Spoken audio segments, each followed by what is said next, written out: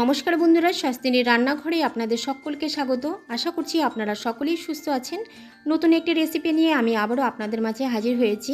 আজ আমি খুবই অল্প সময়ে অল্প মশলায় পনিরের একটি রেসিপি শেয়ার করব।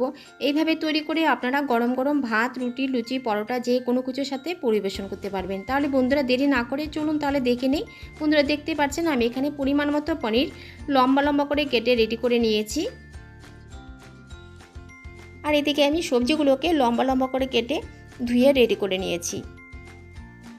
এরপর আমি একটি বাটি নিলাম, তার মধ্যে দিয়ে দেব 1.5 টেবিল চামচ কর্নফ্লাওয়ার দিয়ে দেওয়ার পর দিয়ে দেব 1/2 চামচ ভাজা মশলার জন্য এখানে জিরে, ধনিয়া আর একটি শুকনো লঙ্কা ব্যবহার করেছি। তারপরে দিয়ে দেব স্বাদ মতো নুন, এরপর দিয়ে দেব সামান্য একটু হলুদ গুঁড়ো, এরপর দিয়ে দেব 1/2 চামচ আদা বাটা। সমস্ত উপকরণ এবার খুব ভালো করে মিশিয়ে নিচ্ছি।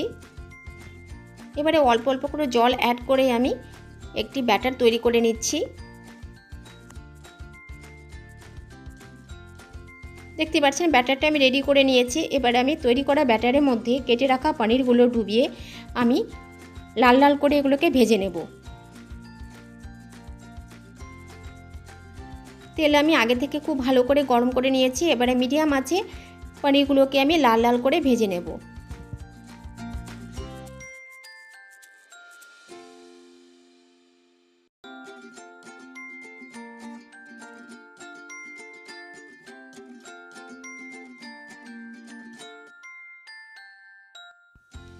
পনিরগুলোকে খুব ভালো করে উল্টে পাল্টে আমি লাল লাল করে ভেজে নিলাম। বাকি পনিরগুলোকে এভাবে করে ভেজে নামিয়ে নেব।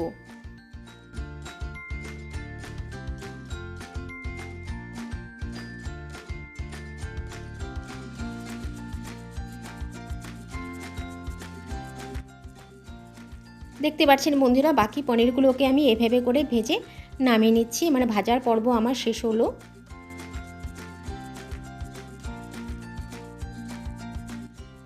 এবারে ওই তেলেই দিয়ে দিচ্ছি 1/2 চামচের মতন গোটা জিরেটা দিয়ে একটু নেড়ে নিচ্ছি। একটু নেড়ে নেওয়ার পর কেটে রাখা আলুগুলোকে এর মধ্যে দিয়ে দিচ্ছি।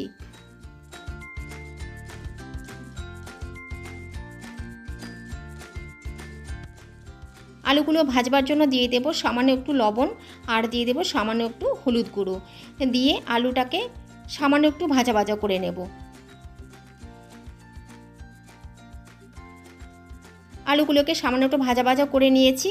আলুগুলো একটু ভাজা ভাজা করে নেওয়ার পর কেটে রাখা ক্যাপসিকাম, চেরা কাঁচা লঙ্কা আর টমেটোগুলো এর মধ্যে দিয়ে আবারও কিছুক্ষণ ভাজা ভাজা করে নেব।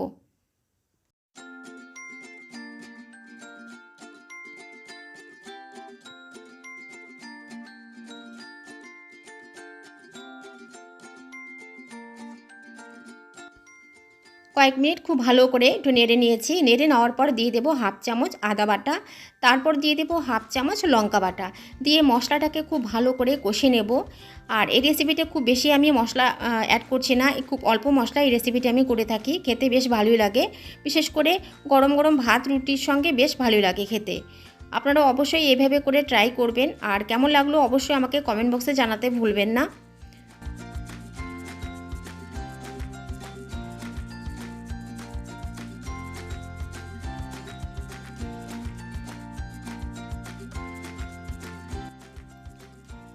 সবজিগুলো ভাজা হওয়ার সাথে সাথে মশলাটা আমার খুব ভালো করে কষানো হয়ে গেছে। এবারে আমি দিয়ে দিলাম 1 কাপ গরম জলটা দিয়ে খুব ভালো করে সবজির সাথে মিশিয়ে নেব। আর এই রেসিপিতে খুব বেশি জলের দরকার হয় না, একটু গামাখা অবস্থায় রেসিপিটি ভালো লাগে খেতে।